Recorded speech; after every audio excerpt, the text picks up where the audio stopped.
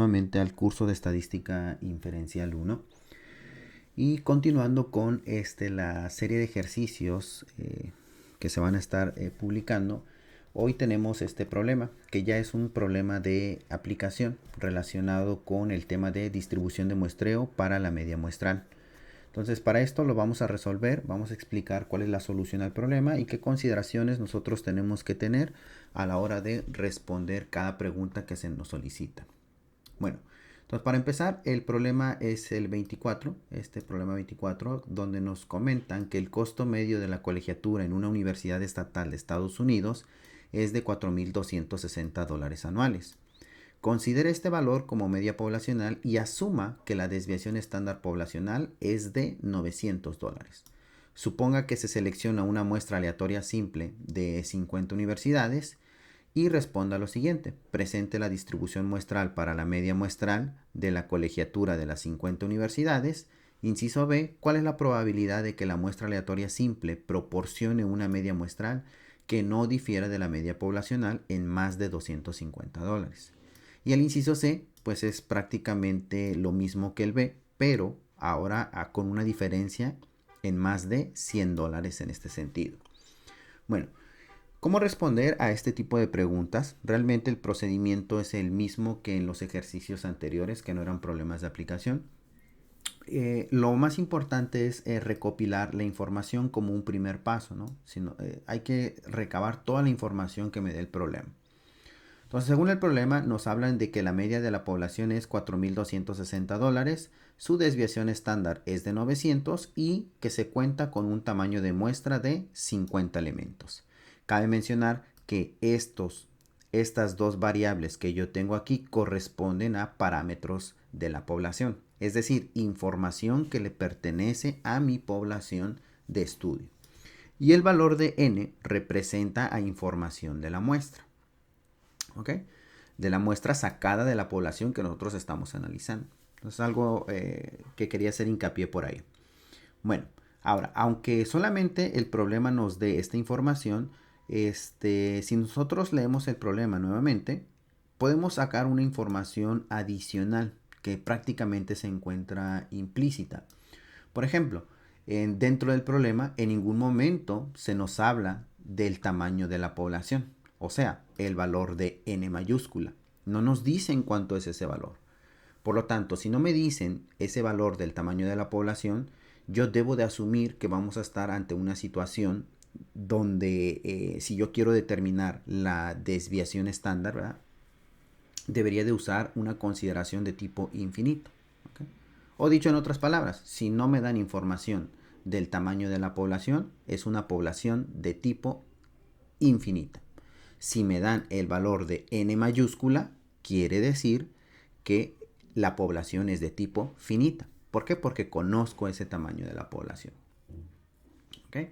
Por otro lado, vean que aquí nuevamente en el problema no me dan información de que los datos, ¿verdad? Estos datos que yo tengo aquí siguen normalidad. ¿Okay? Y como no me dicen si los datos siguen normalidad, ¿verdad?, entonces yo tengo que asumir que se está cumpliendo el teorema del límite central. ¿Por qué? Porque recuerden, para responder el inciso B y el inciso C, ¿verdad?, que es encontrar las probabilidades, yo tengo que usar esta ecuación Z. Pero esta ecuación Z solamente la puedo usar si los datos siguen normalidad en ese sentido o que cumplan el teorema del límite central. Como ya me doy cuenta, en el problema no me dicen si tiene normalidad, entonces tengo que basarme en el teorema del límite central. ¿Y qué dice el teorema del límite central? El teorema del límite central me dice, si tú tienes muestras mayores iguales que 30, ¿verdad? Entre más muestras tú tengas, una vez que tú hagas la gráfica, esa gráfica se va a aproximar a una distribución normal. ¿Okay? Y vean que aquí nosotros tenemos tamaño de muestra equivalente a 50. Por lo tanto, sí podré usar la ecuación Z para sacar esas probabilidades de acuerdo al teorema del límite central. Entonces, esa es una información adicional que por lo general el problema no me lo va a decir. Pero nosotros tenemos que asumirlo de acuerdo al comportamiento del problema y pues lo que se nos está diciendo durante el texto, ¿no? Entonces, ¿cómo resuelvo el primer inciso? Ya pasando a la solución del problema. En el inciso A nos piden de los datos que tú has obtenido, ¿verdad? Muy importante, vas a tomar a tus parámetros de la población, que es esto que estoy encerrando en color rojo, y los tienes que pasar a un gráfico de distribución de probabilidad normal. Ahí lo tienes que pasar. Entonces nosotros ya sabemos cuáles son los elementos de una distribución normal, que sabemos que realmente es simétrica. ¿Por qué? Porque nosotros trazamos una línea vertical y sabemos que hacia la izquierda y hacia la derecha tienen el mismo valor. Si hablamos en términos de probabilidades, hablamos de 50% y 50% por acá. Además, comentamos que el valor de la media poblacional se ubica en el pico máximo, justamente aquí. Por eso es que les he puesto ahí el valor de la media poblacional, que es equivalente a $4,260. ¿Y cómo ubico la desviación estándar? Bueno, pues eso va en función a mi valor de la media poblacional, ¿no? ¿Qué tanto está desviado mis valores con respecto a la media poblacional? Que es el concepto de desviación estándar. Entonces, para ello, sabemos que si yo me posiciono aquí, donde sé que es el valor de la media poblacional, ¿no? Pero ahora bajo hasta este punto, ¿no? En el punto donde se encuentra el eje de las X, donde ese eje de las X representa la media muestral, pues puedo asumir que el valor esperado de la media muestral es el mismo que el de la media poblacional. O sea, tenemos 4,260. Y a partir de ese valor yo puedo sumar $900 y restar $900 para obtener estos límites que yo tengo aquí. ¿Qué quiere decir? Que los valores de la media muestral se van a encontrar en ese intervalo. Y de esa manera es como respondo al inciso A, ¿no? Quieren observar cómo se comportan esos datos dentro de una curva normal, que es la que ustedes están observando por aquí. Para hablar del inciso B, que nos menciona cuál es la probabilidad de que la muestra aleatoria simple proporcione una media muestral que no difiera de la media poblacional en más de $250, pues aquí ya nos pide un cálculo, ¿no? Realmente cuál es esa probabilidad. Para ello, esa probabilidad que me solicitan la he escrito por aquí, ¿eh? En forma matemática, ¿no? La probabilidad de que la media muestral se encuentre entre 4,010 y 4,510, ¿cuál es, no? En ese sentido. ¿Y por qué obtengo estos valores inferior y de tipo superior? Porque me dicen que no debe de diferir con respecto a la media poblacional en más o menos $250, en ese sentido. Lo que están haciendo aquí es que están disminuyendo la desviación estándar, ¿no? Acá la desviación estándar era de $900 y ahora aquí la desviación estándar de la muestra que están utilizando son de $250. Por eso, nuevamente, ¿no? Dibujamos la curva normal, que es la que se presenta ahí en pantalla. Tomamos el valor de la media poblacional y a ese valor de la media poblacional le voy a sumar 250 unidades, que va a ser en la parte superior. ¿Por qué superior? Porque 4,260 es menor que 4,510, por eso lo ubicamos hacia la derecha, porque esta línea vertical es nuestra referencia. Y lo mismo, ¿no? Tomo 4,260 y le voy a restar 250 unidades para obtener 4,010. Bueno, eso es cómo se va a comportar el problema con respecto al inciso B. ¿Ok? Y vean que ese intervalo disminuyó a diferencia de los datos originales, ¿no? Que ahí la desviación estándar es de 900. Claro que tiene que disminuir. ¿Por qué? Porque nosotros nos están diciendo a 250 unidades. Para ello, ahora, ¿cómo yo determino esas probabilidades? Esas probabilidades las determino estandarizando. ¿Qué significa estandarizar? Estandarizar significa que para un valor de media muestral de 4,010, yo tengo que encontrar cuál es su valor de z correspondiente.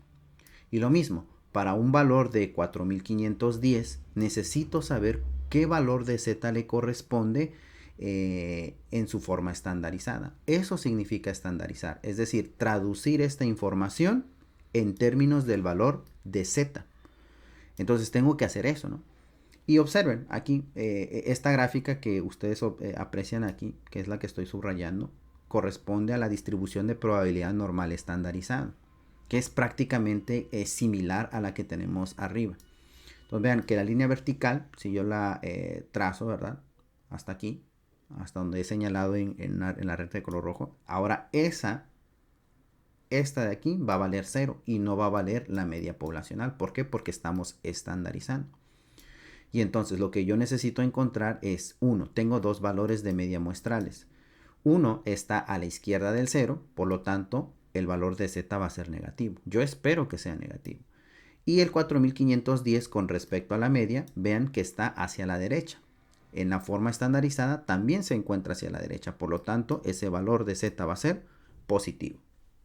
Entonces mi objetivo es encontrar eso, ¿no? Encontrar esos valores de z para encontrar las probabilidades acumuladas. ¿Okay? Que aquí ya lo tengo determinado, vean. Para la media muestral de 4010, su valor de z es equivalente a menos 1.96. Para 4510 de media muestral, su valor de z es 1.96. Vamos a encontrar estos valores y van a observar que realmente es muy sencillo de determinarla. Para ello, nos vamos al paso número 2, que es encontrar el valor de z. ¿Cómo encuentro el valor de z? Bueno, esta es la ecuación que voy a utilizar.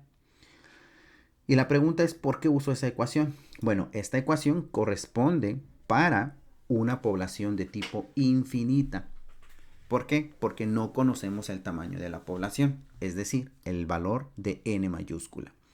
Y al ser infinita, no necesitamos del factor de corrección. ¿Por qué? Porque es una condición que se nos solicita. Si sabemos el tamaño de la población, usamos el factor de corrección, y si no lo sabemos, pues no lo usamos. Y recuerden que esto de aquí del denominador corresponde a la desviación estándar de la media muestral. ¿Ok? Que es lo que realmente nosotros usamos. Entonces pueden observar que tenemos todas las variables. Toda la información de las variables nosotros la tenemos. El valor de la media muestral, el valor de la media poblacional, el valor de la desviación estándar y el valor del tamaño de la muestra. ¿Okay? Entonces, como necesito encontrar dos valores de z, uno para 4010 y otro para 4510, pues necesito hacer dos cálculos. Entonces, sustituyo valores. Para z, que es equivalente, ¿verdad? Me dice, dame la información de la media muestral. ¿Qué media muestral voy a usar? 4010. Menos el valor de la media poblacional, que sabemos que la media poblacional es 4260. Todo eso dividido entre la desviación estándar de la población, que es equivalente a 900, sobre la raíz cuadrada de n, que equivale a 50 en este sentido. Al hacer todas las operaciones, ustedes podrán observar que el valor al que llegan es menos 1.96. ¿Qué es el menos 1.96? Es el que yo tengo por aquí. ¿Ah? Y observen que se encuentra ubicado hacia la izquierda, ¿no? Porque claro, porque menos 1.96 es menor que 0, ¿no? En ese sentido. Y es el valor de z que le corresponde a esa media muestral. Lo mismo tenemos que hacer, pero para encontrar el valor de z cuando la media muestral es 4510. Al realizar eso, observen que sustituyendo todos los valores, vean que lo único que va a cambiar es este valor de 4510. Pero todo esto de acá, lo que hemos estado señalando, esto de aquí es lo mismo, ¿no? 4260 corresponde a la media poblacional, los 900 que tenemos aquí corresponden a la desviación estándar y 50 corresponde al tamaño de la muestra. Si hago los respectivos cálculos, llego que el valor de z es equivalente a 1.96. Entonces, hasta este momento solamente hemos encontrado esos valores de z correspondientes a cada media muestral. El siguiente paso, que es el paso número 3, es encontrar las probabilidades acumuladas. Que eso en videos anteriores pues ya sabemos cómo determinarla, ¿no? Lo puedo hacer a partir de Excel o utilizando en este caso las tablas Z que les proporcioné por ahí en clases anteriores, ¿no? Vamos a ver por aquí si tenemos esa tabla Z para poder mostrar un ejemplo de cómo determinarlas. Y recuerden que el libro que estamos siguiendo para los cálculos es el de Administración y Economía. Vamos a ver por acá. Ahí está el valor de las tablas. Hay muchas tablas realmente. TestStudent, de Fisher, tabla de chi cuadrada. tabla del estadístico Z, que es con el que primero se comienza. Realmente si no quiero usar estas tablas, pues puedo llegar a usar el programa de Excel o Minitab para poder determinarla de manera más rápida. Bueno, entonces observen por aquí. Vamos a retomar la información. Entonces el paso número 3 es encontrar las probabilidades acumuladas. Vean que aquí que para una Z equivalente a menos 1.96 yo puedo encontrar cuál es la probabilidad acumulada. ¿Y cómo lo hago? Con este libro que tengo por acá. ¿Okay? En este libro, ¿qué es lo que me dice? Cualquier valor de Z que tú encuentres, que ahí estoy subrayando en color amarillo, ¿verdad? La probabilidad acumulada va a ser de ese valor de Z hacia la izquierda. ¿Okay? Cualquier valor. Y no importa la posición en que se encuentre ese valor de Z. Puede encontrarse por aquí, puede encontrarse en el centro, o puede encontrarse por aquí, o como puede encontrarse por aquí. ¿Okay? No importa. La probabilidad va a ser de ese valor de Z hacia la izquierda. Entonces, para esta tabla, vean que nuestro valor de Z es menos 1.96. Tengo que irme al lado de los negativos. Justamente aquí la primera columna me dice, ¿no? ¿Dónde estás? Bueno, estoy en menos 1.9, ¿no? Porque me lo toma hasta la primera décima. Menos 3, menos 2.4, menos 2.2 y aquí está subrayado, menos 1.9 como ustedes lo están observando. Y ahora me tengo que desplazar hasta la centésima número 6. ¿Ah? Quiere decir que la primera es 0, 1, 2, 3, 4, 5, 6. Esta de aquí es la probabilidad acumulada para una Z equivalente a menos 1.96. Es decir, que su probabilidad es de 0.0250.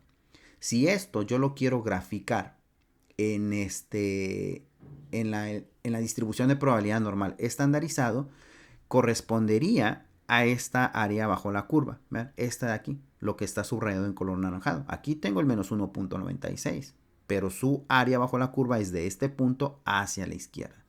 Es decir, que 0.0250 es equivalente a esta región. ¿Ok? Hasta ahí vamos bien. Posteriormente, debo de hacer lo mismo, pero para una Z con valor positivo. En este caso es 1.96 y me regreso a la tabla, ¿no? Ahí está el valor de Z y aquí ya lo tengo subrayado, 1.9, pero como es 1.96 me tengo que desplazar hasta la columna donde dice 0.6. Y veo que la probabilidad acumulada es 0.9750, que es la que está subrayada en color azul. ¿Okay? Entonces de esa manera nosotros determinamos esas probabilidades acumuladas, ¿no? Si este valor de Z, ¿verdad? Esta área bajo la curva, yo la quiero graficar con su respectivo distribución de probabilidad normal estandarizado, observaría que sería desde este punto hacia la izquierda. Todo lo que está a la izquierda sería la probabilidad de 0.9750. ¿Ok? Y observen estas dos gráficas, ¿no? Porque los hice de manera individual. Observen, a mí no me piden toda esta probabilidad y tampoco me piden esta probabilidad. A mí la probabilidad que me piden es lo que está en el centro, esto de aquí, este intervalo, ¿no? Que justamente si yo propago por aquí esta línea, ¿verdad? Sería esta probabilidad la que a mí me están solicitando. ¿Okay? Pero aquí está en términos de Z. Significa que la probabilidad que yo puedo encontrar la puedo poner en función de esa nueva variable que es Z. Es decir, observen, la probabilidad, aquí nosotros lo planteamos en el inciso B. Aquí está, vean, está en color verde. Vamos a ver si lo podemos disminuir por ahí. Me dice, la probabilidad de que la media de la muestra se encuentre entre 4.010 y 4.510, ¿cuánto es? ¿Ah? Esto es lo mismo que yo comentara. ¿Cuál es la probabilidad de que Z se encuentre en menos 1.96 y 1.96? ¿Cómo le hago? Pues sencillo. Necesito restar el área mayor, que es 0.9750, menos el área menor, que es 0.0250. Al hacer esa diferencia, observen que mi probabilidad real sería 0.950, es decir, el 95%. ¿Por qué? Porque lo que nosotros estamos haciendo es tomar esta área mayor y se la estamos restando a esta área menor. Si yo le resto esa área menor, tendré esta área, que es similar al área de color rosa. Entonces, de esa manera encuentro esa probabilidad que a mí me están solicitando en el inciso B. ¿Cuál es la probabilidad de que la muestra aleatoria simple proporcione una media muestral que no difiera de la media poblacional en más de $250? Pues esa probabilidad es de, en este sentido, del 95%, que es lo que, a la conclusión que puedo llegar. Este mismo procedimiento que he llevado aquí es el mismo procedimiento que tienen que aplicar para el inciso C. ¿Ok? Bueno, hasta aquí dejo el video para que no nos lleve más tiempo y que sea poco tiempo para la comprensión del problema.